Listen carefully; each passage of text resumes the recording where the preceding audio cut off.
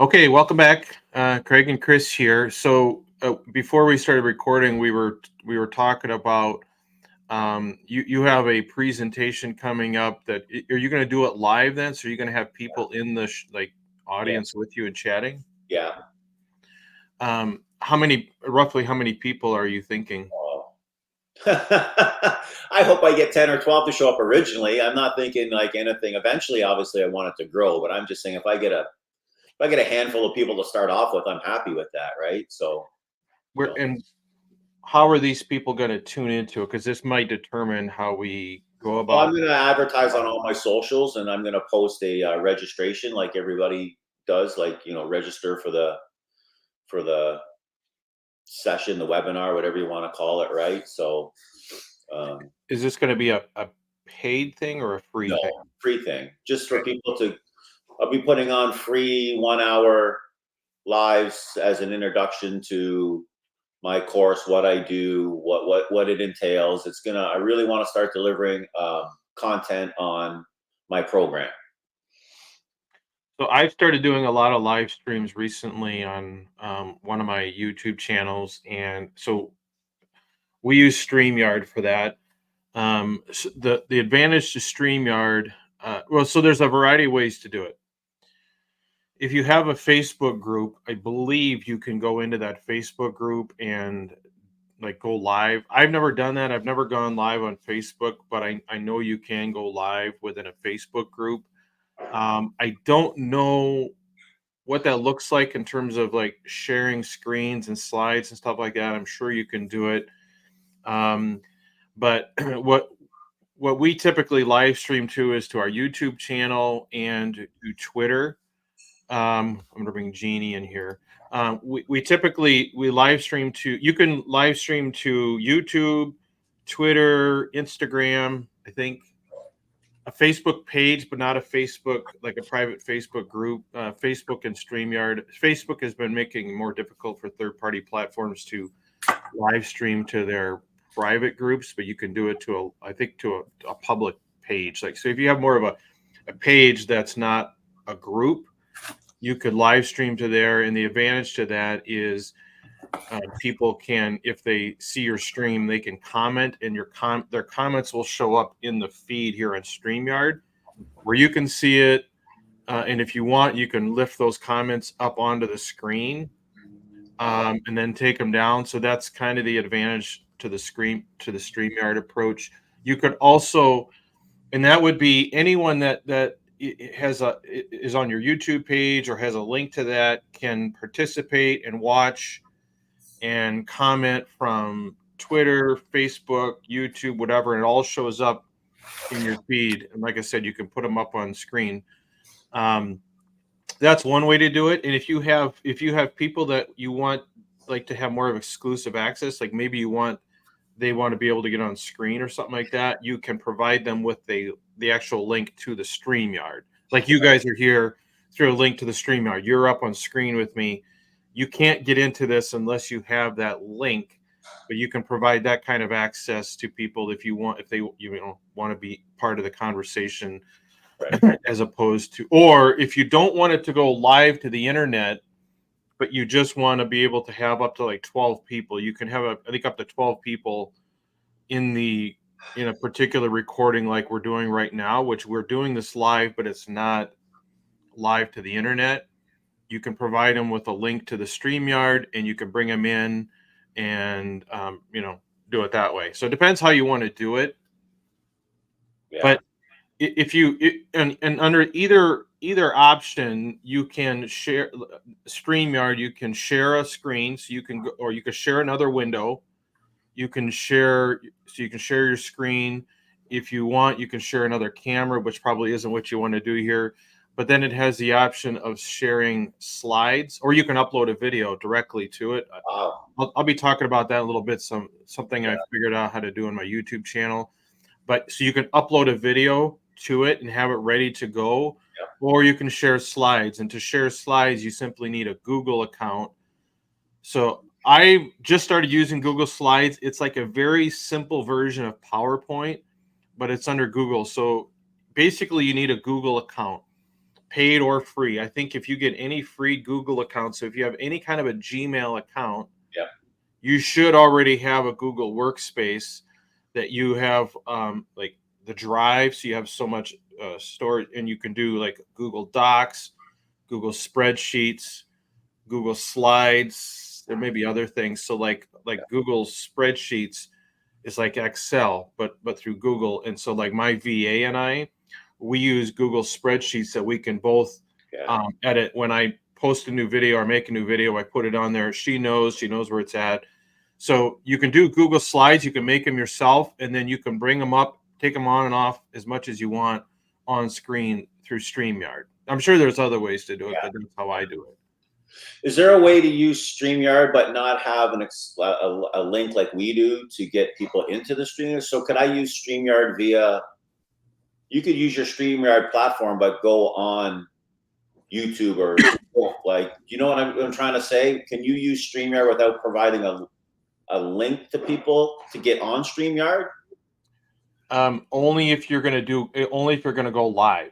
Okay. So if you're willing to go live, Yeah. you can connect your StreamYard to any of your socials, so your YouTube, Okay. whatever. And so then if anyone's been on YouTube, or especially Facebook, you'll get a notice one of your friends has gone live. Yeah. YouTube will do the same thing. Yeah. And you can schedule it. So you could schedule to say, hey, at 3:00 tomorrow, I'm going to go live on YouTube and I'm going to give this presentation. Yeah. So you can schedule it in StreamYard. It will go on YouTube, and actually it'll show up and say going live, and it'll have like the little countdown, and they can go click on it to notify me. Yeah. It's best if you can let people know in advance when you're going to go live. Yeah. And then they simply need to go to your YouTube page and they can watch it and they can get involved in the chat and that kind of stuff. Yep. Wow. Yeah. Neat. Okay. Hi, Jeannie. Good morning. Morning, Jeannie. So before I'm just on a really interesting thing. So I jumped on TikTok like 2 or 3 days ago, and I just threw 3 or 4 videos up there. And I found a really interesting thing. My long form videos got almost, 500, 593, 596. So my long form videos got over 500 views. And then I tried a short form video, which was about 1 minute and 10 seconds long. I tried to get it under a minute, but I couldn't. But anyway, and it's got like 40 views. So really interesting thing is it seems like on TikTok, the long videos are the ones that get all the attention. I don't know. Maybe that's just a quick little beta test. Well, I haven't figured out what TikTok does. Did you just open up this TikTok channel then? Yeah, I opened it up 2 days ago. My first video got like almost 600 views with like, boom, 24 hours. Yeah. I think that TikTok, and I'm not trying to minimize what happened here, but TikTok tends to, when you open a new channel, they push it out there. Yeah.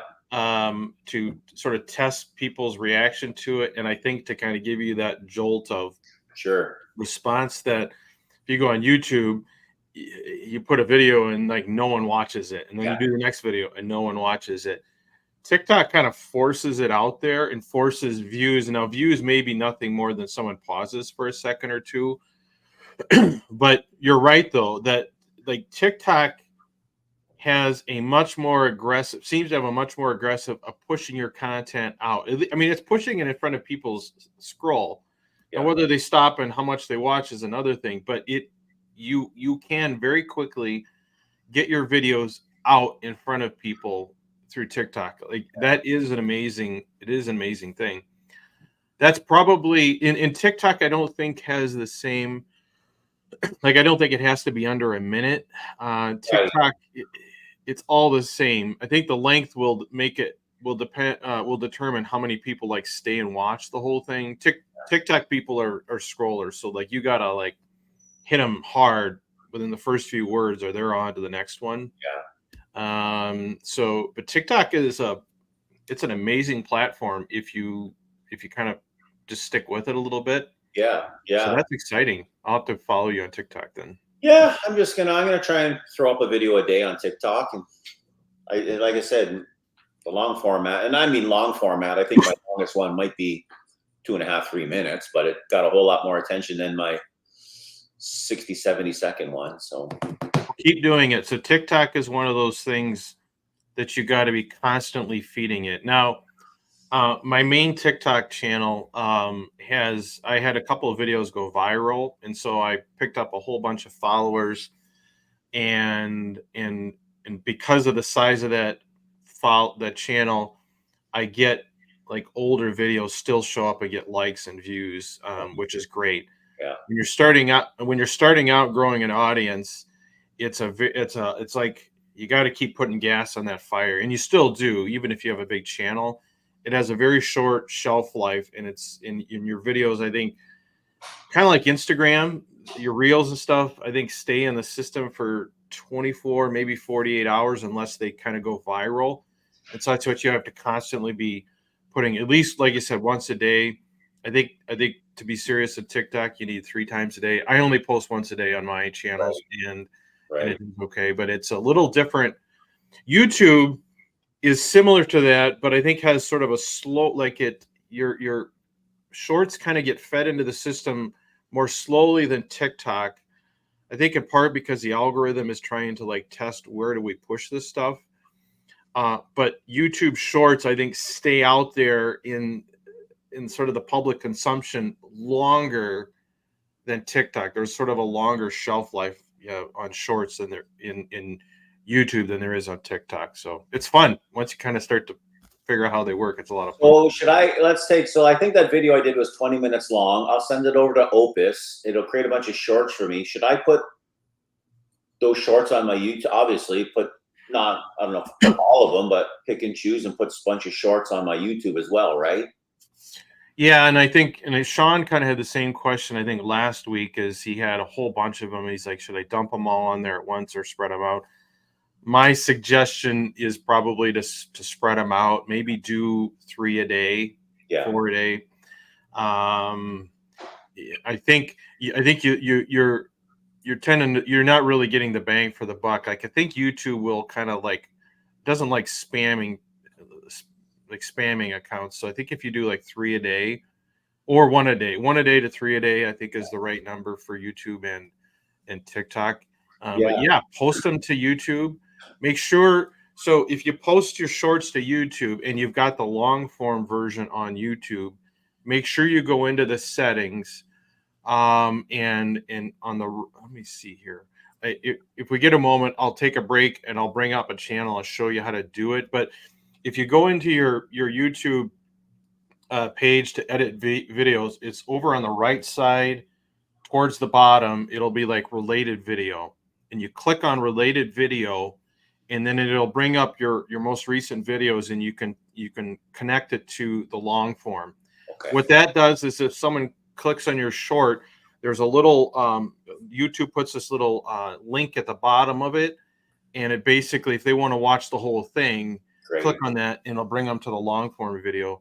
Perfect. I think you could do the same thing at TikTok, but you have to upload the long form to TikTok too. I don't normally put longer form videos on TikTok, but I think there's the same thing where the idea being, if someone clicks on one of your shorts or your reels, you can now take them directly to the long form, thinking that maybe they want to see the whole thing now. Yeah. Beautiful. What do you got, Jeannie? Nothing. Nothing. Give us something. I'm just listening. I'm going to be honest. I'm just listening. I saw you had a few little posts. You did something with a group or something, or you did, what'd you do? I actually edited I thought a really good episode. So I've spent the week editing that. I I'm actually really enjoying interviewing people. I actually go to their home and then record. It's just easy for me to set everything up, and instead of them coming over to my place.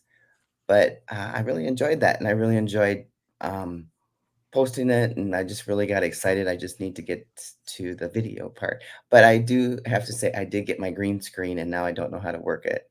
I remember my husband moved me into the office, so it was easier. And then I came out, and I have the green screen all set up. And then I walk out to the kitchen, and I go, man, now I don't even know how this works. And he just rolls his eyes like there's always something. And he's always supportive, 100%. But I don't really know. So like once you get that green screen up, Craig, do you I don't know how that works because it's green. I don't know how you do it on your end. What are you recording with? Um, well, when I bring up Zoom, all I see is this green screen. I know you can change your screens, but it still doesn't look very professional.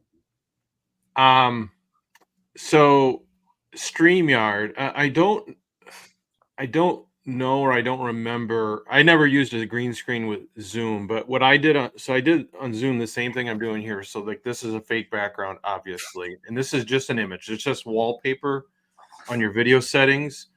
I don't have the green screen behind me right now, which is why it tends to fade in and out more. But I'm sure on Zoom, if you go into your video, like your wallpaper or background settings, Yeah. you just use an image. And I don't know if it has a setting in there to say, hey, I'm using a green screen or not. Oh, maybe That that's I'm not sure about. okay. StreamYard specifically asks, it gives you a spot to tag, are you using a green screen or not? Because then it'll make some adjustments in the background to use the green screen. So StreamYard, I know it specifically gives you the option to select whether you have a green screen or not, because it does make a big difference. I'm not sure about Zoom. We may have to look at that. I'm not sure. Chris, can I use the green screen here right now? Do I have a choice, or it's only you that has a choice to use a green screen in my background? So can you click on do you have like a settings bar in the bottom? I do, yeah. So click on settings, and do you see it where it's got general, camera, audio, virtual background? Do you have those options too? Yeah. Okay. So go to virtual background,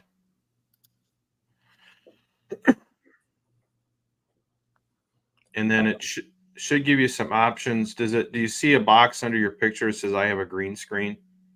It just says heads up that a green screen feature uses a bit more computer resources than Okay. other features. That's all it says. So I just got it, and oh, I see, and then try it. Yeah. So you'd want to select an image, and it probably gives you the option to have the brick wall or something behind Oh, you. yeah, yeah. Okay. Now I know. Yeah. Okay. Good. So Oh, so that's what you're doing. You're using an image in your background, and then it's you indicate whether there's a green screen or not. yeah. It So gives you the option. Okay. I'll yeah, play with this when we get off the call. Okay. yeah, Good. Thank yeah, you.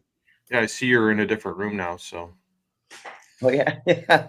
I needed a room where I could just have everything set up and then Mhm. just come in and out 'cause I was setting up everywhere. I was out in my living room, out in the kitchen. I was setting up all over the place. I Well, the was nice tired. thing, if you set up a green screen somewhere, you can do it, and if your husband is like walking around the background, depending on where you got a position, you can kind of hide him a little bit too. Yeah. So, or depending on which room you're in, if you don't want the background. So, yeah, if you, I don't know about Zoom.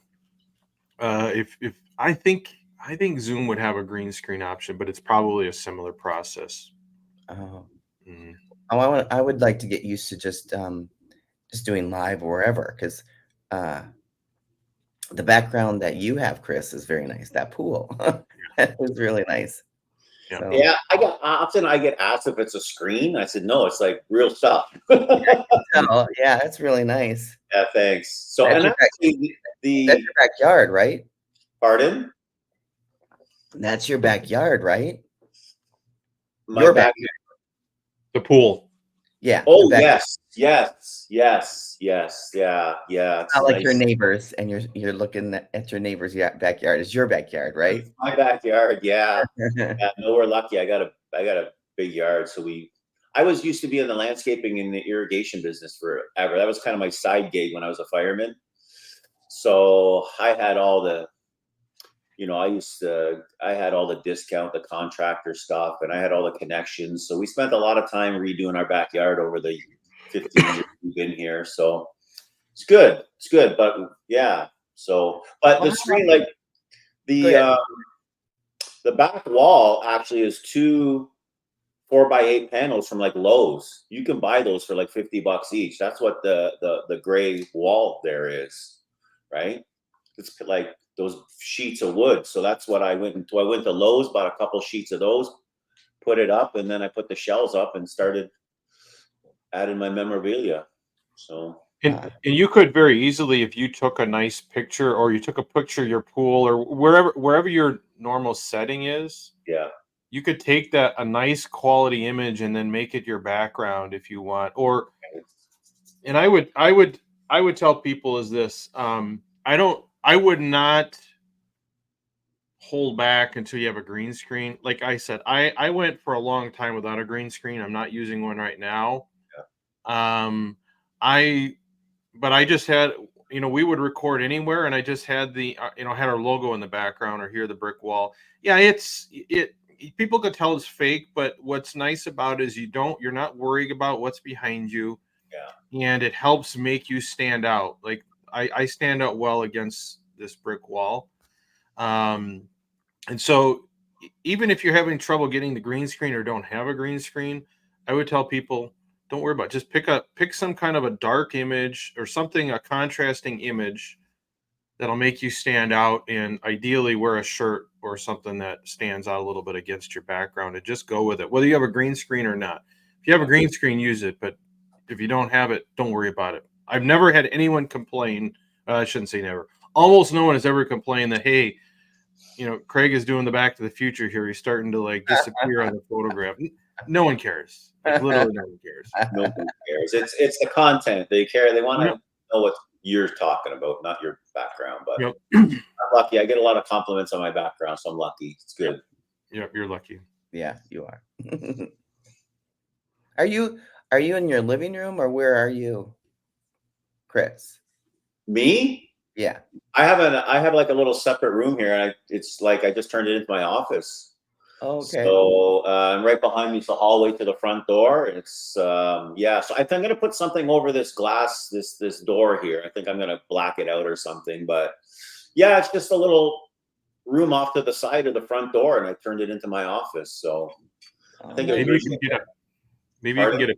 get your logo or something printed on the door. That's the only thing I've noticed. So there's a glare, Yeah. and I've noticed if people walk past there in your Yeah. I home, do. you Yeah, can see yeah, I it. do too. Whatever, but Yeah, but I'm like you originally. You know what? I don't care. Just get going. So what? Like normally when I'm recording, nobody's home anyway. So I try and do yeah, all my stuff when no one's home. But yeah, sometimes the cat will walk by and it's meow, and it's like yeah. so. But I'm gonna put something over that door, I think, and whether even it's just something like the cabinets behind me were clear glass, so I went and got a couple sheets of black paper and covered them up, right? Yep, So it looks nice. something I'll do something, but the logo's cool. That'd be cool, and a few other things. But I spoke to a friend of mine, a lady friend of mine. She's doing fitness videos, and she's been doing fitness videos just on her Facebook. And I reached out to her and I said, dude, you got to get a YouTube channel. She's like, what are you talking about? I said, man, all these fitness videos you're doing. So I'm going to get her to join our group, hopefully. And so she can start learning about YouTubing. I'm going to send her over the link or to our mastermind group there on Facebook and say, hey, if you want to learn all about getting your channel up on YouTube, follow us. Right. So, yeah. Nice. Yeah. I'm trying to upload a video right now that I wanted to talk. If you guys have anything else, let's talk about anything else, and then I wanted to show you a new feature. Jeannie, did you get a chance to watch my the video I just created? The one that I'm going to post or use for my introduction? The one that you just recently posted Yeah, in our group? yeah. I haven't. I think I've watched everything else you have, but I haven't watched that one yet. I'll do that today. Yeah. So anyway, Craig and Sean had some good compliments, and They so I'm did. going to just go with it, and it is what it is, man. Yeah, no, I think that's a good video. Like you said, get it on Opus. If you put it on Opus, are you you don't have an Opus account yet? Not yet. I'll probably do that today or tomorrow. So Okay. So if you do Opus, there's a couple of different ways to post your content. You can post it directly. You can connect your Opus account directly to your socials, so YouTube, TikTok, Instagram, Right. Twitter, or you can just make the videos and you can download them and then upload them. There's different ways you can do it. There are certain, especially with TikTok, there are certain benefits to making the final edits on your phone app as opposed to just sending it over, which includes like if you want to add a block screen at the top with letters that really stands out. Yeah. If you want to like be able to change which part of the video shows up as the thumbnail, you can't really control that if you send it directly from Opus to TikTok. Okay. But if you send it to TikTok in the inbox, then you can go over to your phone and do that. Or if you download it, especially if you get it downloaded to your phone as a video, and then you, let's say, upload it to TikTok through the phone app, upload it to YouTube through the phone app. That I would say if you want to do short, if you're not concerned about time, that is the way to make those shorts the best, is to download them to your phone and upload them directly.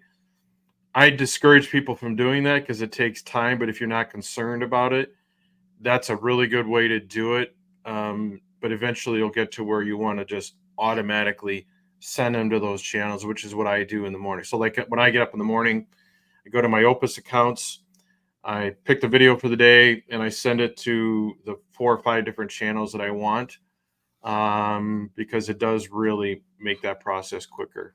Yeah.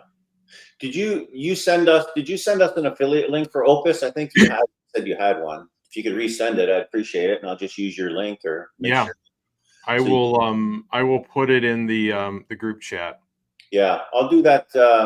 I'll do that today. Sign up for Opus because I think it's super important.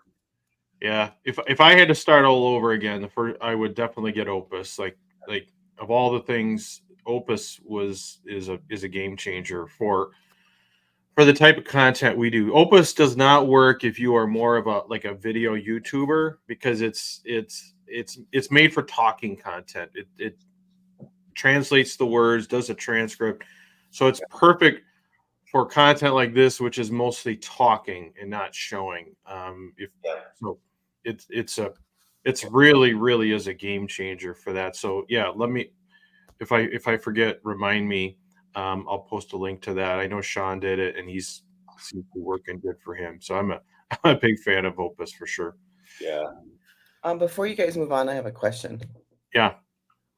When you're video, how do you strategize your content? So when you start videotaping, do you have an idea of what you're gonna do before you start videotaping? I mean, let me just see if I can. Sorry, it's early for me and I can't really think very That's well in okay. the morning. This is the best time to ever interview me if you don't want me to talk much. Uh, so when you're creating content, do you know exactly what you're gonna do in that 20 minutes or 30 minutes? And then, okay, so do you do an, a long video, put it in Opus, and then get shorts? And then is that what you guys are posting? I'm Yes. trying to figure out what I should do when I start recording because I don't know. I mean, I have a lot of content, but I um, I just I just really don't know how I'm going to do this because my brain goes so fast. I don't know if I'm making any sense right now, but I don't know it to just sit in front of the camera and just talk about the female anatomy if if I don't know, do I do that 20 minutes and then cut those up in shorts? I I'm would. not really sure. I think that's what's slowing me down. I'm really not sure what to do. When I, you when you record your audio podcast, do you generally sit down in one setting and do it, or are you doing it in pieces over time and then putting it together? Oh no, I just sit at one time and just crank it out and then I edit and then publish. Do the exact same thing. yeah. Just with a camera in front of you, just record that process. You can edit out parts of the video if there are like ums and uhs and things. you can edit that out if you have a video editor. But the YouTube editor is perfectly suited to take out chunks of video if you want. So if you have pieces in there, you upload the video to the YouTube and use the built-in editor to just take and slice out pieces if that's kind of what you want to do. You're not going to do any real sophisticated video editing and stuff like that within YouTube, but if you just want to take out dead spaces and things like that, you can do that right within YouTube. But otherwise, if you're just sitting down in a setting, whatever script you have, I have a kind of an idea, and then I just wing it. Like I can make an outline, but I won't follow it anyway. I'll just start talking. Some people need to have a very detailed outline and points. If you're going to, Chris, if you're going to do more of a presentation, maybe the slides can kind of help make sure that you hit all the points. So that is one advantage to slides. Or if you're using StreamYard, for example, you can build in your banners, the stuff you can put up on the screen. You can put them in advance and hit those points, and that kind of like makes sure that you have following a general outline. Whatever way you do it to record your audio, I would do the same thing with video, realizing that it's not like you have to use every second that you record. Just take out the parts that you don't want and then put up, and then just use Opus to chop it up. And Opus may make, let's say you upload a 20-minute video, Opus will probably give you 12 to 15, maybe 20 clips. Not all of them are going to be good or even great. Oh. You may on an average batch, I'm on a batch of, let's say, 15 clips, I'll probably use 5 to 10. Some of them I won't use because it's a computer. It's not. Some of them don't make sense, or like, no, that's not what I want. But you'll get half a dozen that are good and worth using, and you can, within Opus, you can adjust where it starts and stops and things like that. If it's right in the heart of the conversation, but it left off an important sentence before or end, you can adjust that and then make that your clip. Okay, so when I'm watching your videos, both of yours, are you using your phone? Because I am. and then you're just uploading it in Opus then? Is that what you're doing? Because I'm seeing your guys doing all this different stuff. Like Craig the other day when you did the video of your son, the goodbyes to your son. I was trying to figure out how you did that. So you had like a camera down like below where you were standing. It was pretty cool how you did that. So that was from your phone, right? Nope. I'm not a fan of recording on phones. I think we talked about Oh this yeah, a little you bit said last that. week. So Yeah. that's my Ace Pro camera, your GoPro. Oh, Um, if you want those kinds of shots, if you're going to do gym videos, I'm a firm believer that doing a phone is I find, and I have a big phone. I have the Pro. I have big fingers, so I have a big phone, and this thing is heavy. And trying to put it on a tripod and have it slides down and stuff. So I don't like recording on phones. I like the GoPro camera. It's really designed for outside or action and things like that. Move it around, hit a button, take a clip, hit a button, stop. So that was taken on my GoPro camera.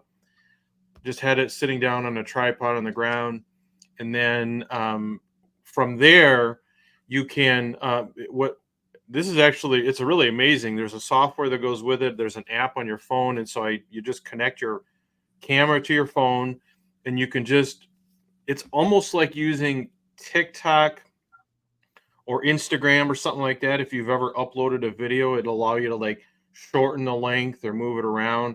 It's got the same feature for that video, and you can cut, and you can put like 3 clips together, which is a lot of times what I do. I may have 3 clips and I put them together and I take out the parts of it that I want within the phone app that comes with the camera. And then once I kind of have the raw piece together, then you can add music, you can stuff like that, either yourself or I just send it to my VA and she adds the music. But the program has the ability to add music and little graphics and things like that. So that's how I do it. Okay. And then from there, you upload it to what, your computer or Opus? Can you do it from the GoPro and Not to upload? Opus. So for those kinds of videos that are just more like showing rather than talking, I don't use Opus for that. Then I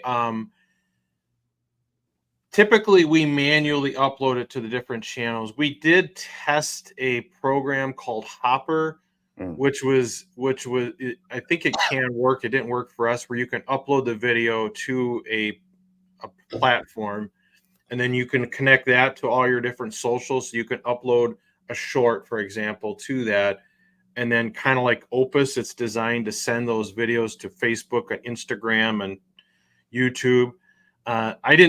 We had a hard time making it work. Sometimes it wouldn't work. Sometimes it didn't go to Instagram.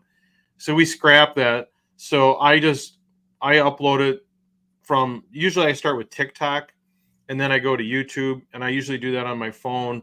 I kind of start with TikTok, get the title and description and hashtags, and I copy and paste that, upload it to TikTok, go down, go back, go over to YouTube, select the same video on my phone, and then I upload it to YouTube and put in the title and description. That's doesn't take very long to do that. So that's pretty much how you have to do those kinds of videos. Mhm. Okay. Can you? I think you did once before already. Can you throw the link in for your camera as well? Yeah, I'll get you a link to that as well. Yeah. So if I have this right, the GoPro is more for action, like outside moving, and then StreamYard is more for interviews like this. Yeah, but let me show you. This is a really great segue. Let me show you what I did this week. I I'm gonna just put a video on the Doing screen here is I'm removing.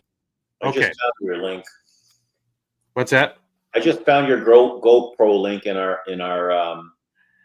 Insta360 Ace Pro. Yep, Yeah. yep, Okay. I just found it. yep. So this, and there's some other, before you order, let me know. There's some other things that the camera and some of the accessories can take a little longer to get.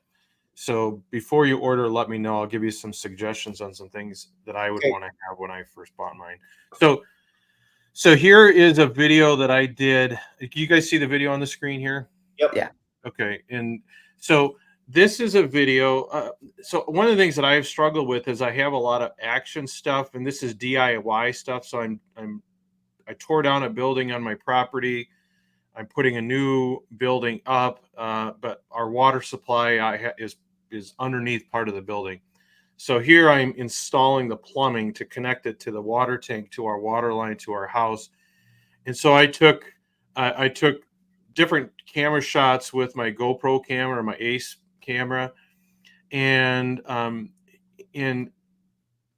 it's stuff that people can see. They like to be able to see. And I just narrow. So what I did is I uploaded this video to StreamYard, just like I'm doing right now.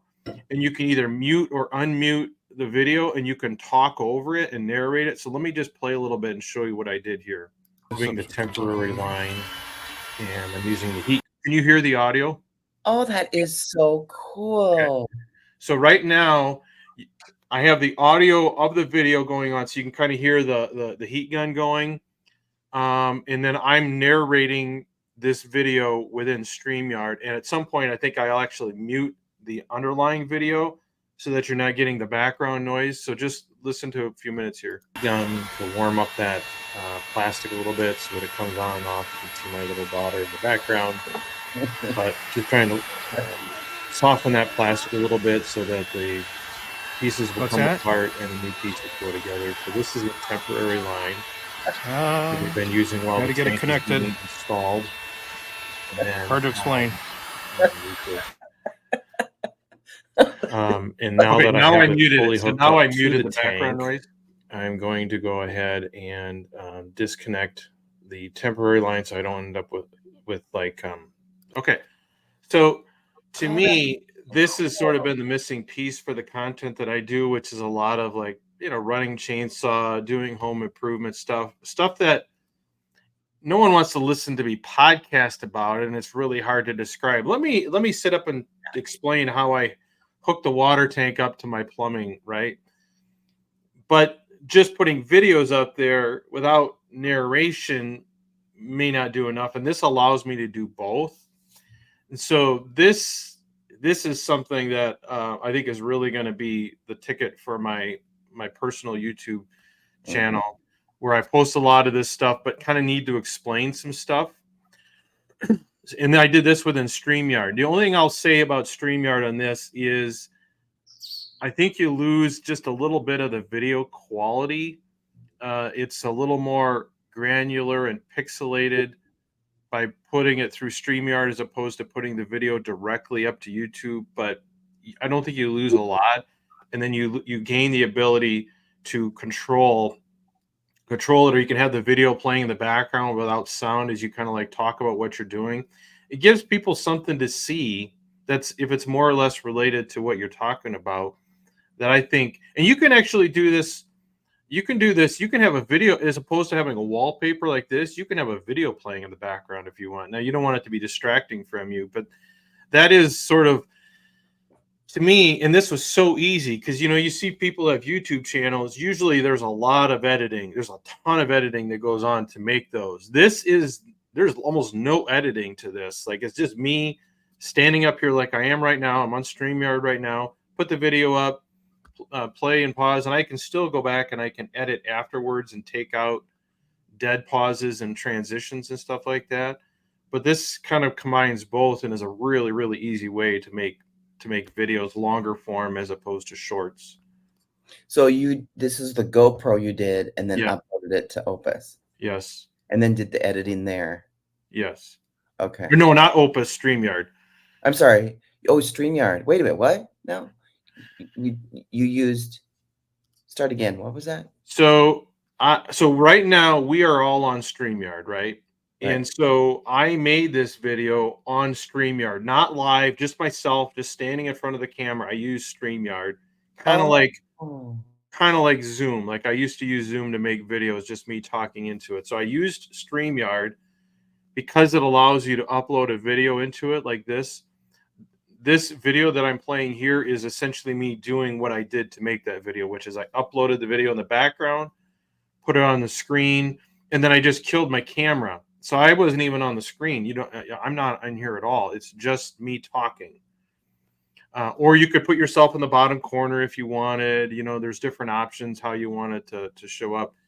But this allows you to kind of like comment on and use videos or someone else's YouTube video. You can bring it in and you can, discuss it or whatever. But that's how I made this video, and it's super simple within StreamYard, not Opus. Opus never comes into the equation for a video like this. I mean, I guess if you talked enough, you could theoretically send it over to Opus and make some shorts. I haven't gotten to that point yet, but Opus is more for talking videos. If there's just showing video and very little talking, Opus isn't going to help you much because it's listening to the words in the background and chopping it up by conversation, not by image, not by what's going on in the video. Oh, okay. So all of this was done in StreamYard. Yes. Yeah. Oh, that My is logo up here. That's something that you can add right in StreamYard. You can add graphics. You can have your phone number. You could have link with Craig or link with Jeannie or whatever on it if you want to. You could put like and subscribe. You can have that stuff into your video. Thanks for watching. That's kind of the nice thing is you can add some of these little features to it within the video itself without all this complicated editing. That's my big thing is I don't like to use things that require a lot of time and effort to edit or programs. right. Then I got to learn how to use it. This is just very simple. Now, the quality is going to be somewhat limited. You're not going to be, making Mr. Beast videos or anything like that, but you're going to make you're going to make good quality videos that people are going to want to see. I can't believe you're doing what you're doing. So how do you learn how to do everything you do on the farm or on your home on Oh, the land? Like, how do you know how to do that? I'm like your little girls, like looking at you. What are you doing? That is I mean, that's a great video because they're just looking at you like, "What are mhm. you doing?" And it's like, how do you know how to do that is what's fascinating me. Just grew up on a farm, and my dad is a super handy guy, jack of all trades, and pretty good at a lot of stuff. So carpenter. I'm not much of a welder, but carpentry, plumbing, running tractor and stuff like that. I ran an excavator for the first time. I had a video about that, but it wasn't too bad because I've run backhoe and stuff on the farm before. So yeah, and that's part of why I have this channel. Is a lot of this is just like simple stuff that I do, running a chainsaw, sharpening a chainsaw. That's kind of the stuff that I do and put on that channel. How is your response? Do you have a lot of followers on that channel? I think that channel has the YouTube has like 130 subscribers, which is pretty good. That's one of the things that I wanted to talk about too is niching down. I had my podcast on that channel and got no traction at all. But the videos, the shorts and stuff that I would put up on this kind of stuff would oftentimes do well, and some of them would go pretty viral, if few thousand views or something like that. And so that channel is very much for people that are interested in this kind of stuff. And I think it's going to really start growing now that I'm being more specific about the content that I put on there. Putting content about like this stuff, like talking about how to podcast, how to video, no interest at all in this channel. People on this don't care. So I have a separate channel I've started now just on the video and podcasting and things like that people want to, people that actually want to know, hey, how do I use a GoPro camera? How do I use Opus? Is going to be on a different channel. And I think I was confusing the algorithm. So I think that's part of the thing. As I've been reading that YouTube secrets Formula? book, whatever. Yep. YouTube formula? Yeah, is I was not focused enough on this channel, and I Mhm. think it really hurt the growth. So I'm going to be all in on this kind of stuff now. Yeah, and I love how you talk over the video and Hmm. explain what you're doing. Hmm. Yeah, it's really good. Hmm. And I mean, you can talk while you're doing the videos, but you're out in the outdoor. There's don't have a good mic, background noise. This allows you to add quality audio with a good microphone in a closed office setting. And so that was always the part I was missing. I couldn't just use the videos because I had to kind of explain what was going on, but you can't you want to be showing what's going on, not talking. So you're talking behind the camera and it's muffled and all this and that. So this kind of allows me to shoot the video without talking or not worried about talking, and then come back and narrate with good, clear quality audio what I want to talk about with or without my own video on the screen while I'm doing it. I can't believe how you just make everything look so easy. Everything. YouTubing, welding. I'm like, wow, I don't know how you do that. That's crazy. This is stupid easy. Like what I just figured out this week, making this video is very easy. As long as you got StreamYard and a camera, I guess. You could do it with phone footage. I mean, you can record footage, and I oftentimes will also record some additional video, or especially images. So if you want a nice quality image for like a thumbnail, get your phone, especially iPhone. iPhone has a really high quality camera. Maybe take some pictures that you want to incorporate in, or use as a thumbnail with your phone, but use a separate camera. And you don't have to have the one I have. The one I have is not cheap. It's a few $100s, but we got our son kind of an entry level GoPro type camera for $130. It's waterproof and all that. It's not near the quality that the one I have is, but if you have something like that, they're made to be tossed into your gym bag and bumped around and dropped off, and you're not, I had one the other day. It's got a magnetic base, and I strapped it on the wagon. I was using the four-wheeler to pull some trees out of the woods. I just strapped it on there, went for a ride. If it fell off, it wasn't going to hurt it. I would never do that with my iPhone. Right? Oh, that makes sense. Yeah. Wow. That is really cool. I love that video. That was really, and I just love the girls behind there watching. Yeah. It's so fun because it's so real. Mhm. You know, you can't stage that. And they're just so intrigued in what you're doing. That is Mhm. really, really cute. Yeah. It's nice that I'm in a spot where I'm doing that kind of stuff that people, some people will find interesting. I took the camera with me to California. I have a whole bunch of content on there that I haven't really done anything with, but now I'm going to do this. So because it was hard to break everything down to like a 1 minute short. So now I might do a 3 minute video showing us going to the beach, the one day, or going to Disney the one day. I can now package that together in a little longer form video. So I'll be putting that stuff out. Which channel would you put something like that on? Probably my resourceful lawyer one. Oh, resourceful lawyer. Which one is the video that you just Resourceful lawyer. Yeah. that goes there? Yeah. Oh, and that just what shows what you do as a family, and then see, and that's exactly what I was talking about. So you talk about lawyer stuff, but yet you integrate family activities on that channel. Yeah, I'm talking less and less lawyer stuff in on that channel. I have my own separate channel that is just my legal stuff. That's just talking about law and cases and stuff like that. I did a video earlier this week on insurance. We have kind of some particular in Wisconsin, for example. If you have a 17-year-old driver, you have to sponsor them, and you have to. A lot of people don't have enough insurance because the statute requires a certain level of coverage. So I did a video on that is kind of legal, but it's more of a, hey parents, here's something you probably want to know, and your insurance agent may want to know, and I'll put that up on both channels. That Oh, kind of stuff. But the idea, one of the reasons I do this kind of content, I'm not making money on that content, and I probably never will.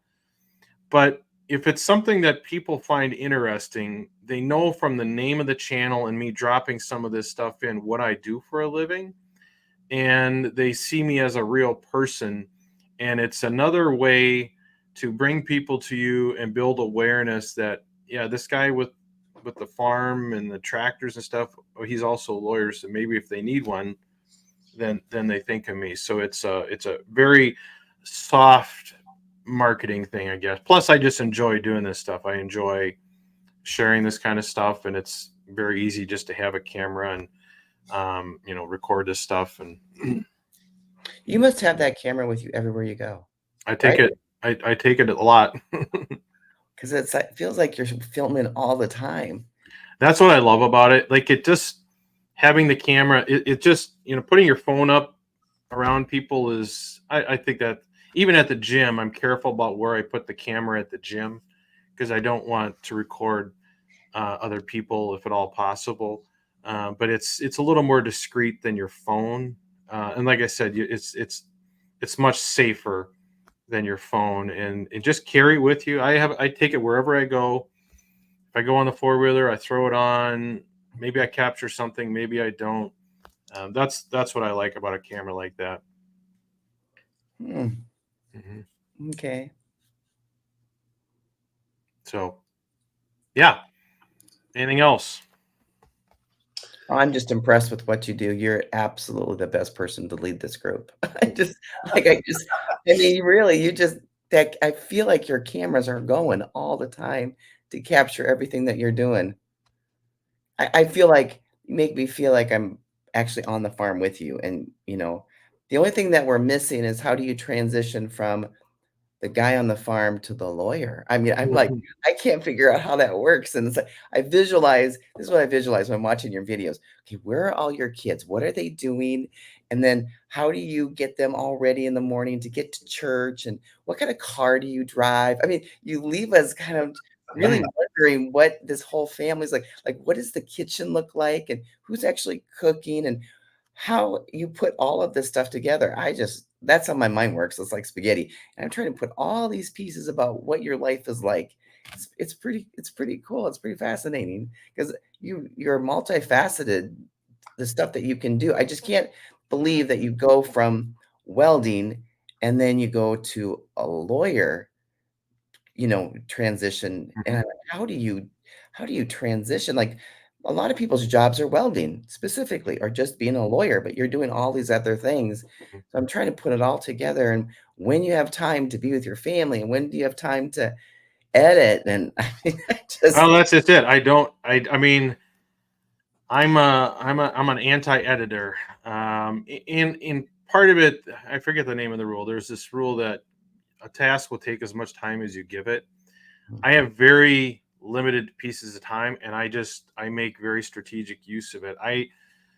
I spend more time with my family now, even with all the content that I'm making, than I did before, because I'm strategic about how I do things and when I do things.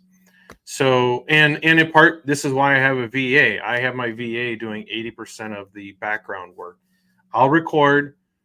I'll either upload that raw footage to Dropbox and she takes it from there, or I'll do some rough editing and then send it to her and she adds the music and the logos and stuff like that, sends it to me, and then I upload it to TikTok and stuff. So that's part of how I do it. And it's why a VA, for example, is valuable to me, because my time is valuable. Both my time to my family and my professional time is I don't spend a lot of time doing that stuff. I don't spend a lot of time preparing for my videos, although I'm becoming more strategic. I just when I have a 10-minute time spot, I throw the camera on, I talk, and I record it, and that's it. That's how I do it. Oh, so you make use of every minute of your day. Yep. Oh, I hear about you people out there. Yeah. That's pretty cool. And I read about you people. That's they actually are alive. They actually live in this world. Wow. Yeah. So don't you get tired? Maybe, I mean, don't you just like, do you ever just some days just go, oh, I'm really kind of tired of doing all of this? Because it sounds like you do so much. This stuff actually keeps me motivated. Like I go to bed looking forward to getting up in the morning and playing with some videos. Wow. Strange as it seems, it's the first thing on my mind. I'm like, what can I do? What can I do creatively today? So I don't find this to be like this mastermind. I look forward to this every week. I enjoy doing this. I enjoy talking about it and sharing and learning. So this isn't a problem for me. In my other podcast, we've been doing that a year and a half. It never ever feels like work. So part of it is just finding something you're passionate about and doing it. But no, I don't. And now, I don't do a lot of other stuff. I don't watch television. I don't listen to music. I don't, I mean, there's a lot of things that I don't do. So part of this is saying no to a lot of stuff. Yeah. I don't go to useless meetings and things like that, because this is a priority. My work, my family, and this stuff really are kind of my three priorities, and my farm, my homestead. Those are the things that I spend my time and energy on because I like them and I care about them. Gosh, that's really cool. Yeah. No, it's funny you talk about that because that's a big part of my program. How your mind, you're on a different level of vibration, and they talk about vibrations and how people think. I tell people your body is a manifestation of your thoughts. Like your body doesn't control your brain; your brain controls your body. So you're on a different level. You're on a different frequency. They talk frequencies of your mind. If you want to be on a high frequency, you listen to some rock and roll or something that motivates you. If you're on a low frequency, you're listening to some calm, cool music. And they talk about these frequencies of your mind. It's quite obvious your frequency of your mind and your thoughts is you're operating on a high level frequency. And that translates because your thoughts create your feelings create your actions, and your actions create your results. Right. So that's what's yeah. He's one of the 3%ers, Jeannie. Yes, you are. Yeah. And that's it's just so fun to watch. It's like, Yeah. and I've been thinking about that for months, about you and how you get everything done. And I'm looking at these videos and I'm overwhelmed just watching how you get everything done. And then I don't know if you were listening, Craig, Chris one time, but then he goes, okay, now I need to go because I need to go to the store and get food for dinner. And he's going home to cook it. Like, oh my gosh. Cooking for me is a big event. That might be a whole day's event. I mean, I'm just exaggerating, but what I'm saying is the stuff that you do can take somebody all day to do one thing that you do. I mean, you do several things throughout the day, and it could take somebody all day to do one thing. So I, You're, I think it does come down because I am such a busy person. I actually find it easier to do these things because I have to do them efficiently, and so I just don't have the time to like edit and strategize and this and that. Like, I try not to be completely laissez-faire about it, but for the most part, it's like, okay, I got it, record a video, upload it, and I'm on to the next thing. And that, I think when you reach that point where you're kind of busy, you can really start to get stuff done because you learn how to like strategize, and you just don't have wasted time. Like I just don't have wasted time throughout the day, and I love it. even that's his condition. That's the paradigm, right? We talk about paradigms. That's his conditioning. He's Yeah, conditioned to operate that way. A lot like my wife. Like yeah. Mhm. she came home last night. She watered the plants. She cut the lawn. I'm surprised she didn't put a new roof on the house. Like it's go go go, right? Like, but that's her conditioning. That's the way she's conditioned, and that was a big part for me. I got to be honest with you. My conditioning, 30 years, I had a strict routine. I had a lot of time off. There was no rush to get anything done. 4 days on, 4 days off, whatever. And that's why it's been so hard for me to get over but that conditioning. So I had to recondition myself. And I had to, I was a big TV watcher. Like I had to, don't turn the TV on. So that was part of my morning routine. I would sit down and have a coffee and watch the local morning news. Next thing you know, 2, 3 hours went by. It's like, holy shit, it's noon now. I haven't done a thing. Mhm. So I won't even turn the TV on. I'll go do what I got to do. I'll do my cold plunge. I'll do some reading. I'll do some exercising. And now I find myself watching far less TV. But you're right. You have to get rid of the non productive habits and you got to focus on the productive habits. And it's what do you want? Like, what do you want? What do you want? And what do you got to do to get you there? And I had to change a lot of routines about my day as well. And you're exactly right. I'm starting once you start gaining momentum Mhm. and once you get in state, it's Mhm. like, hey, keep it going. Like I'm so fired up right now. It's unbelievable. I feel like I got to keep going. I got to keep going. I can't waste time. I can't waste time. Right. So, and when I am wasting time, I find myself, if I'm scrolling or something or watching TV, it's like, I catch myself now. It's like, let's go. Put that shit away. Turn it off. Let's go. Boy, this is good stuff because I stopped watching television as well, but when I edit and a lot of times when I record, I'm home alone by myself. And sometimes, because I'm an extrovert, sometimes I'm, home, it's dark, because I'm a night owl. And then I think to myself, gosh, I'm the only one out here doing this. Now I feel sorry for myself. You know what I'm saying? Because I'm doing it all by myself and I don't have any interaction. So it's just me recording, me editing, doing all of it. And But so sometimes you just do feel like no one understands. Like, and I'm not watching television and sometimes my friends are all out, they go out and stuff. And I don't go out during the week. And so Friday night, Saturday nights I do, but still I when you're alone at 10 o'clock at night, 11 o'clock at night, and you're editing, and then you're going, is this even worth it? When you're just alone and doing, no one notices. I was telling my husband that the other day. I mean, he knows. I mean, my place is pretty small, so he knows what we're doing all the time. I'm doing all the time. But I told him, and he goes, yeah, but there's so many people out there doing what you're doing, and you're just feel isolated. But yeah, eventually they're going to start hearing you, and you're going to get that momentum, and you'll feel better. But I, I'm not saying feel better, but I'm just saying it's a solo activity a lot of times yeah, that you really have to discipline yourself. Because when I'm sitting here in this room editing late at night, I think, oh, it'd be just so easy just to go to bed or turn on the television. There's be so many other things I'd like to be doing. but I got to keep telling myself it ultimately is going to be worth the effort and the time put into what I'm doing. But No, but I'm an extrovert, so that's why it's really hard 100%.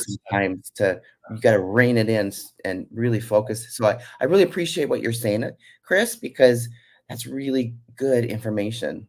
I find myself doing the same thing, and I don't go out a whole. I actually went to a lacrosse game last night. It's a high elite level lacrosse. My playoffs started. My couple of my son's friends, and actually it felt really weird. I felt really weird. There was probably 1,000 people went to the lacrosse game, indoor lacrosse, and it just. But I'll tell you what happened. The second I walked in through the gates to the arena, a guy I haven't seen in about a year, and he's had a bit of a rough patch. He walked up to me, gave me the biggest hug, and he says, "Chris, I've been following your stuff online. I love it." He says, "I love what you're doing." He says, "I can't Wow. comment. He's got some shit going on in his life, but he says, I'll be honest with you. There's a couple of days I felt like giving up or had a rough days, and he says, your stuff has fired me up." I'm like, Nice. right? Wow, You know, Chris. and here you go. I'm thinking I'm just putting stupid, goofy videos out there. No one's paying attention. But like 3 or 4 people came up to me last night. "I've been watching your blogs. I've been following you." And it's like, people are paying attention. You just don't know it. Right. Wow, congratulations. There's nothing like that feeling when you are Mhm. Yeah. congratulated face to face. Yeah. That's Oh, amazing. I, more people give me hugs and stuff. And yeah, tell them they're watching me and following me and they really enjoy. So many people said they really enjoy it. And at the end of the day, I'm thinking, it's corny, it's goofy, whatever. And I'm slowly, I do feel like I'm getting better at it and more comfortable at it. So I just kind of keep telling myself, wait till I get going, wait till I get good. Right. Oh, I But, love it. no, you're right. Like I felt goofy just stepping out because I'm the same way. I'm up in the morning, I'm late at night, I'm editing, I'm doing things, and it's a beautiful sunny day, and Right. but Yes. I just strongly believe at the end of the day, when you're so passionate and you believe you have a mission, and I believe for some reason I have a mission, we have a mission. That's why we're all here together. It's going to come together, and it's going to be worth it. I believe that. I really do. So Yeah. Well, I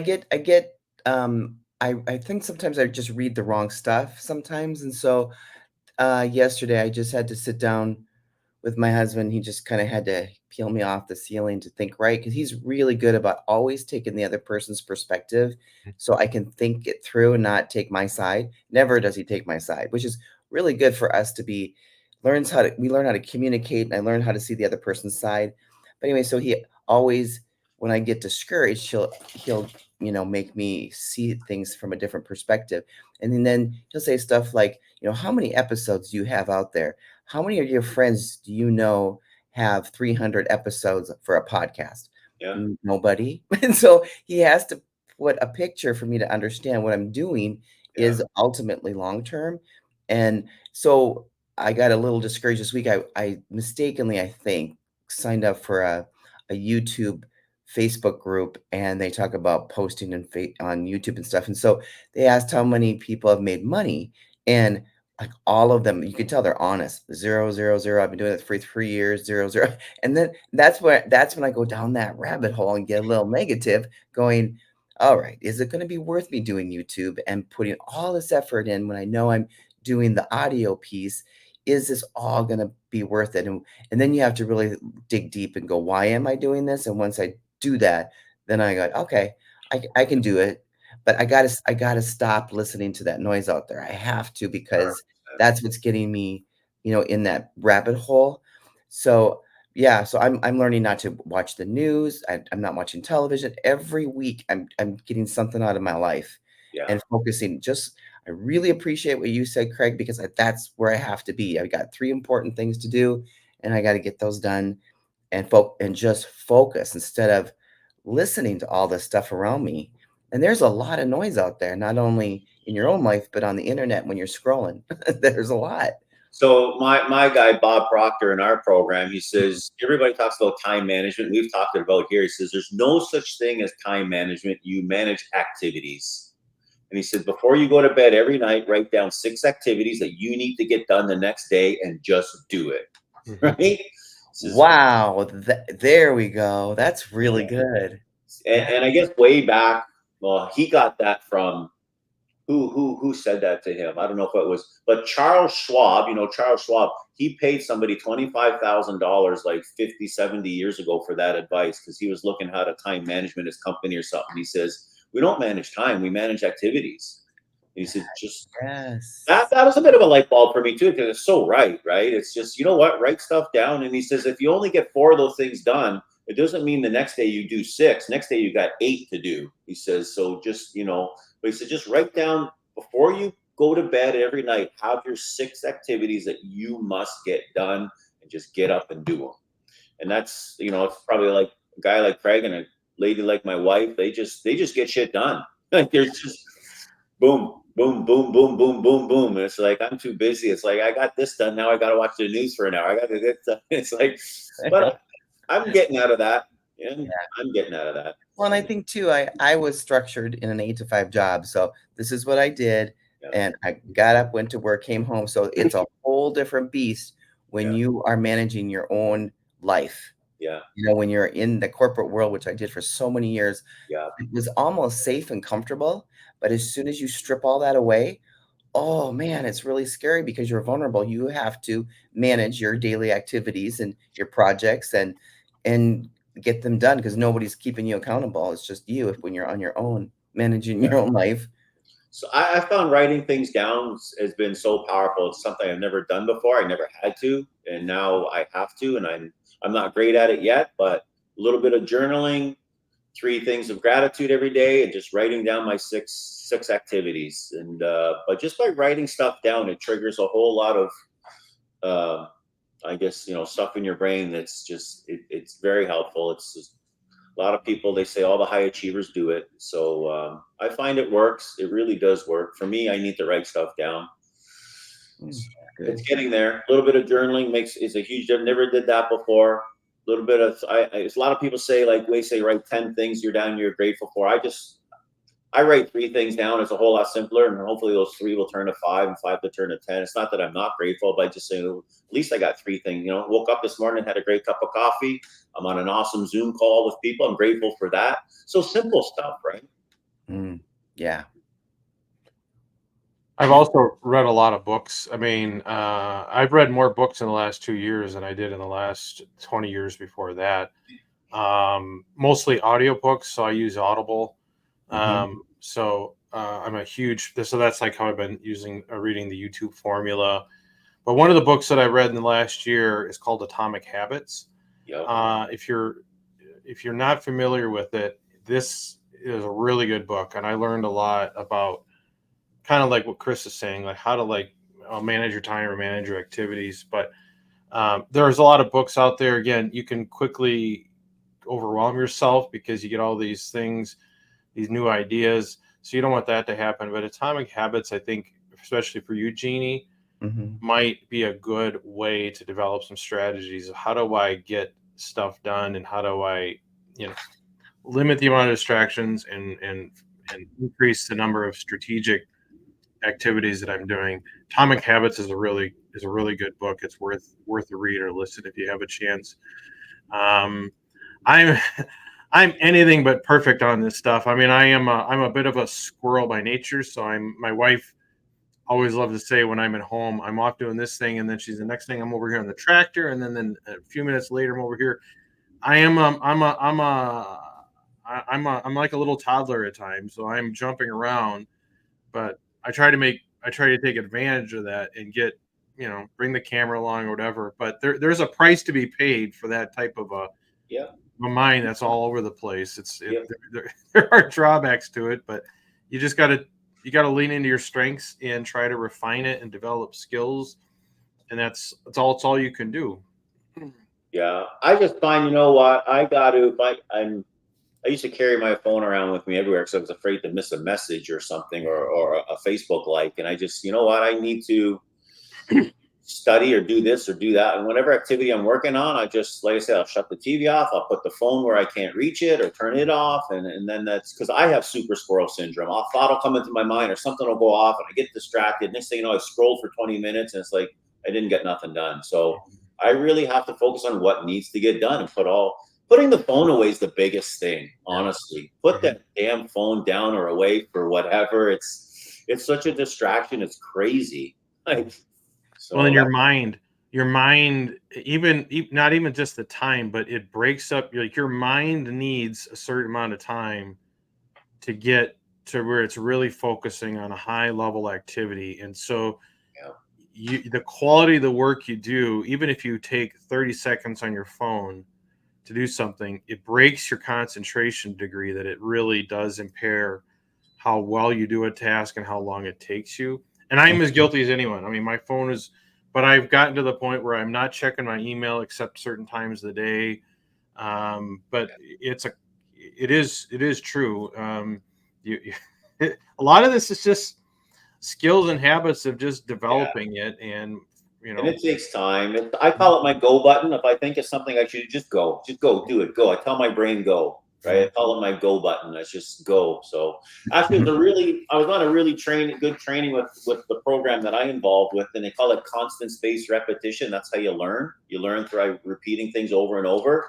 And actually, it was this real cool diagram, because I have a lot of trainings and stuff. And the guy says, when this thick orange line, let's say, is a video you're trying to watch or something you're trying to learn.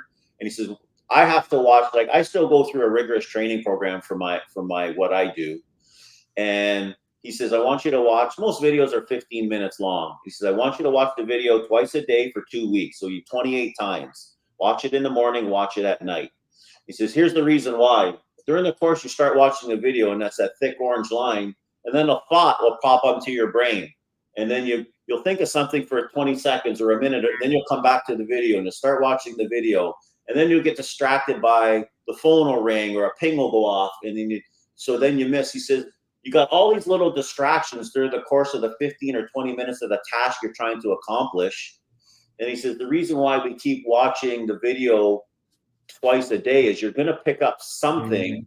Every time you watch it, you're going to understand or pick up something you didn't catch the first time, the second time, because of all these little blips and distractions for 10 seconds, 20 seconds, a minute, right? So he says, it's called constant spaced repetition.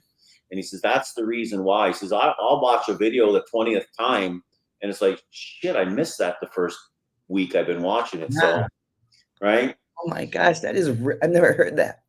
And that's even the course of this. Like, you'll be talking about something, and something, you guys will trigger a thought, and I'll go off for 30 or 40 seconds. And I'm like, what did Craig just say? Right? I've done the same thing, and I thought it was just me. Yeah, we've had conversations where you've described something, Craig, and then I thought about something, and then we came back, or my mind came back to what we were talking about. I thought, I am too embarrassed to ask you what you just said, because that's why it's go over this, and that's, thank God he's recording. But when he started talking about his GoPro camera, I started scrolling through our mastermind group. I found his link to the GoPro. So then I was on Amazon, and I missed about 3 minutes of what you guys are talking about, right? Because I was so, the thought of the camera came into my mind, and it's like, I gotta buy this camera. And then I came back to the conversation, and it's like, okay, what did I miss? Yeah. So that's the purpose of this constant spaced repetition, right? It's that you catch something, right? So that's really, really good. Yeah. So that's how they break a habit. That's how you just got over and over and over again. That's how you break a habit, right? Right. Good All right. stuff. Anything else? Nope. I got some pretty big news. There's one of this gentleman used to be one of the lead consultants or instructors for my program. My program, like Bob Proctor, it's called Thinking into Results. Bob Proctor was a protege of Napoleon Hill, which was a protege of Earl Nightingale. And Bob Proctor worked for Earl Nightingale for 5 years. So these were all the original personal development mindset guys. And then Bob Proctor started his company, Proctor Gallagher Institute, Thinking into Results, and I had to get fully certified. So anyway, one of the lead guys who unfortunately just left about a year or two ago, I reached out to him because he was one of the guys. He might have been, I don't know, vice president or president of the company. And he had all kinds of childhood trauma, and he's got all kinds of stuff and mental health stuff. So he kind of made a slight pivot. but he was one of the head guys for what I do. And I reached out to him about a month ago. And originally he was very standoffish. He's like, I don't work for the company no more. Good luck. And I just kind of kept. And then obviously he went into my profile and he says, oh, I see you're a firefighter. I said, yeah, I kind of, I'm using the program to help first responders with mental health and kind of stuff like that. So then he started being a little more welcoming and a little more. So last week, he lives about an hour from me. So I said, listen, would you love to have a coffee together? I said, I'll drive to come meet you. So he says, that'd be great. So we went and had a coffee. We sat down for almost 2 hours, and he's heavily now into, mental health, especially childhood trauma stuff, and helping people get over their past traumas. So he's huge. His purpose now is he wants to get on stages and he wants to do live events. And he says, Chris, would you be interested in doing a live event with me together? Wow. And I said, yeah. I said, somehow between the first responders and what you do, we can tie it all together. I said, but I don't know nothing about it. I don't know. He said, don't worry about that. He says, you just book a date. So we went back and forth. He says, how's the end of September work? I said, perfect. So today, as soon as I leave this call, I'm hopping on the phone with him, and we're organizing a live event somewhere near Toronto or somewheres, and we're gonna put some kind of big event together with between his group and my fireman group and first responders. We're gonna try to do a live, actually big event, and it went from this guy kind of telling me he wasn't interested in talking to me, and I just kept kind of cultivating a little relationship, and here we are. We're hopefully in the end of September, we're going to put on an event. Wow. Yeah. That's exciting. Awesome. Yeah. Like I said to him, I said, I don't even know where to go, where to start, what to do. He says, don't worry about that. He says, you're worried. And this is a great tip. He says, we all worry about things that haven't even happened yet. He said, you haven't even picked the date or booked the event. So don't worry about how you're going to put it together. Yeah. Until you're going to book the date. And he says, then book the event, book the place we're going to have. He says, he said, so many people worry about, he's the example of buying a new car or going on vacation. And he says, well, how am I going to pay for this vacation? He said, they haven't even booked the vacation yet. They haven't even bought the new car yet. They haven't even done the thing they want to do yet. And we always worry about how we're going to do it. And he says, just book the event, book a date, book a time, book the facility, then we'll figure out the rest from there. And I'm like, yeah, you're right. I'm worried about all these woulda, coulda, shoulda, can't, hows before we even, before anything's even come. So I'll keep you updated on our event, but I'm going to be on the phone with him, and we're going to start working on a live event. Congratulations. That's terrific. And that's big. He's big in the industry. He is really big. So I to get connected with him is a home run. Wow. This is why it's so nice. This is why it's so important, I think, to do what you're doing here and having video out there is sometimes people, you look at the change of attitude of this guy, but it's nice if you have people that you have those connections with, whether you suggest it to them or not, they go look you up and they start seeing your videos or whatever. And they're like, huh, okay, well, maybe my impression of this person was wrong, or this really resonates with me. It is such a nice transition and warm up tool from that initial contact where they can see you and they feel like they know you, and then it can really bridge the gap to, let's say, a sale or whatever you're trying to accomplish there. And it's very easy to say, hey, you know what? I got this video. I got the YouTube channel. Let me send you a link to this video or this playlist and check it out if you want. Yeah. It's so nice because it's non-confrontational. You can send it to them and they can watch it at their leisure. And that's video can do so much for you when, let's say, at the time that you're meeting with this person, there's some barriers there, or just confronting them directly is too much. He was the lead guy for whenever new consultants came on board. He facilitated and led all the trainings and all the facilitations and all the new consultants. And he was with the company 18 years. So Bob Proctor just passed away 2 years ago. And I guess Bob's partner, Sandy Gallagher, took over the company.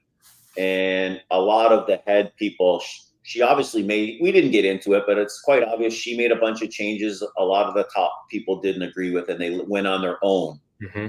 But he literally gets bombarded with requests every day from people and new consultants. And so he's like, obviously you could tell he was a bit sour about the way things went south or why he quit, and he won't talk to anyone who's involved with the company anymore. And that's, like I said, my very first text to him, and I didn't realize he left. This is how it all started. Oh. I naively just reached out to him saying, because I've been watching all his training videos are still on our portal. And I said, I just watched a bunch of your facilitations and training videos.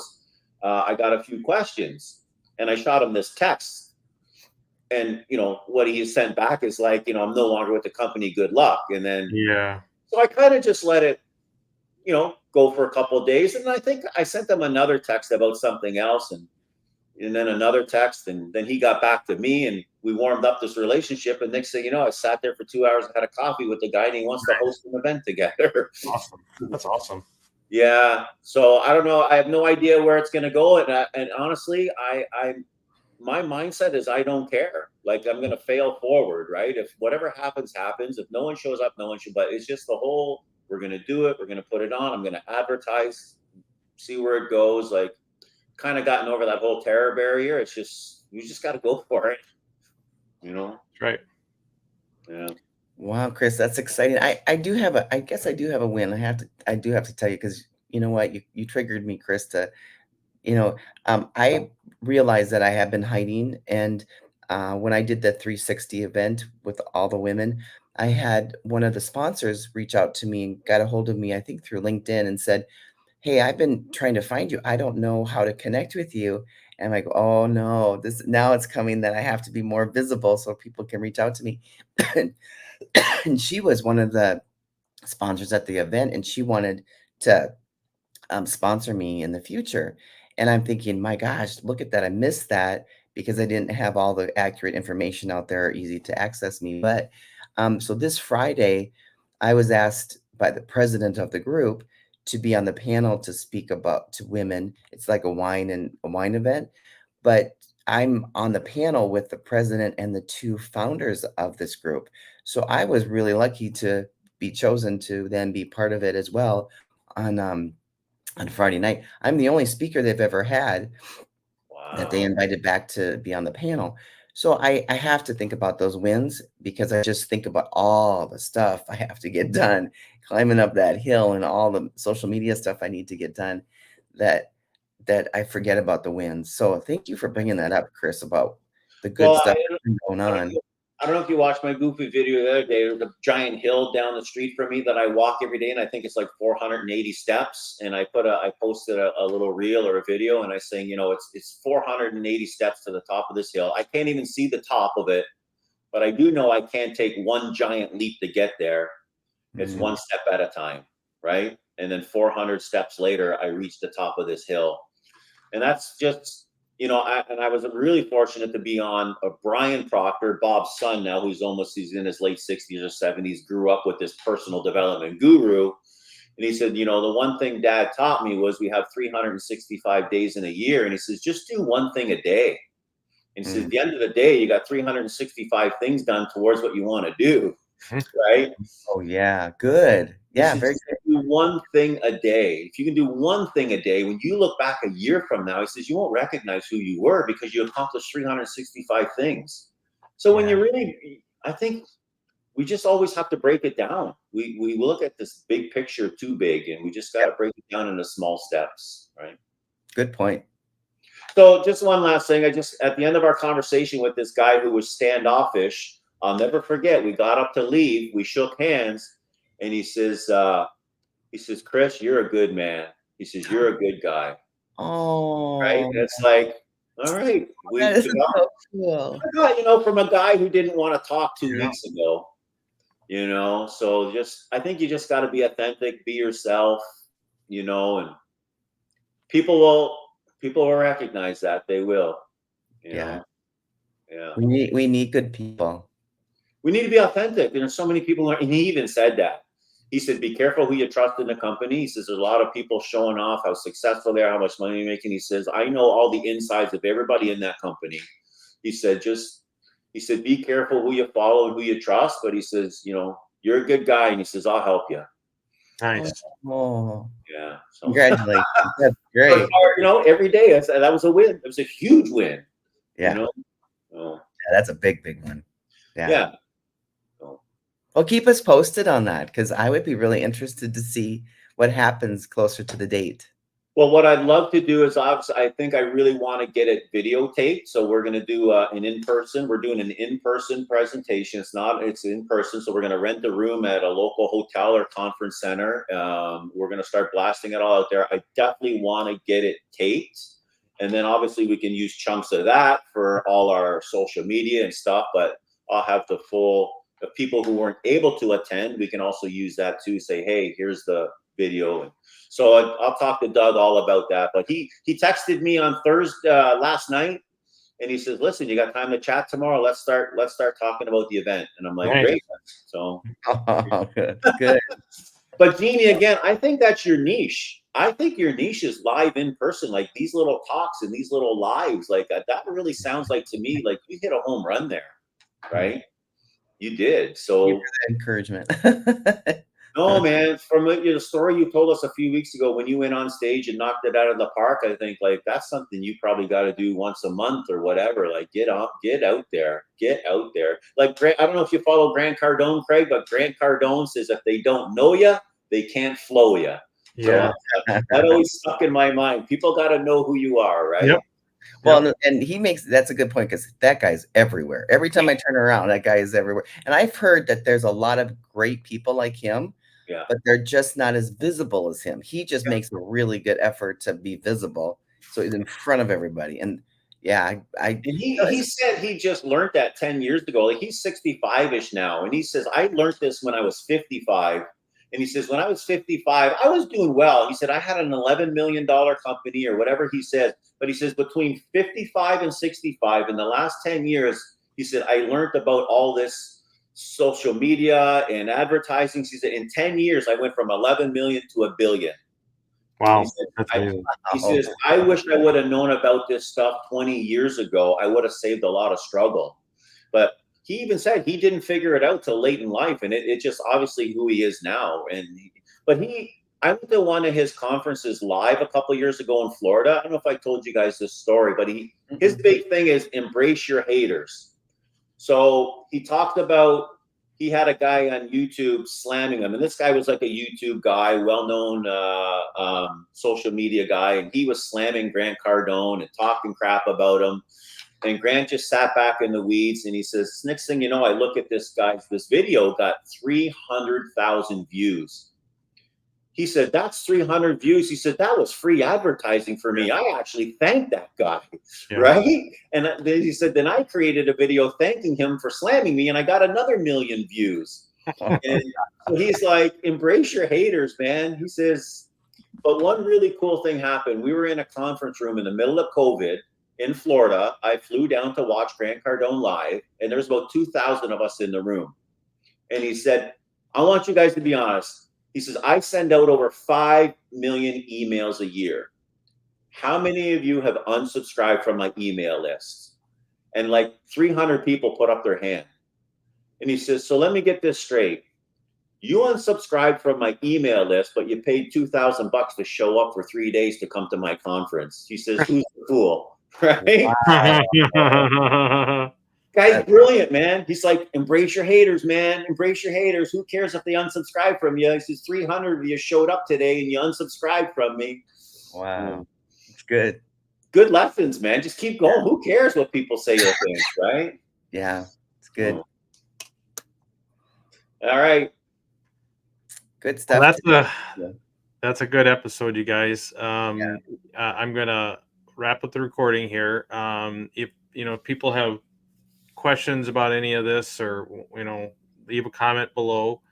But I think this is really good, powerful stuff. So I won't be available next weekend. I'm out camping in the Northwoods, but I'll be back following week. So great. All right. Sounds Thank good. you. Thank Thank you. you guys. Thank you Yeah. everyone for listening. Talk to you later.